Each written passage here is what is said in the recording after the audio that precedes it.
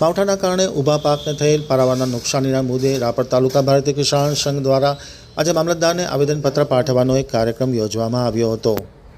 હવે જોઈએ રાપર આમતક ન્યૂઝ બ્યુરોનો એક વિસ્તૃત અહેવાલ। રાપર ભારતીય કિસાન સંઘના ઉપક્રમે આજે મામલતદારને આવેદનપત્ર પાઠવવાનો એક કાર્યક્રમ યોજવામાં આવ્યો હતો, જેમાં તાજેતરમાં માવઠાના કારણે થયેલ જીરા વલિયાળીના પાકને પારાવાર નુકસાનના કારણે ખેડૂતોનો મોટો આર્થિક ફટકો પડ્યો છે। એક પછી એક આર્થિક ફટકાના કારણે ખેડૂતો બેઠો થઈ શકતો નથી।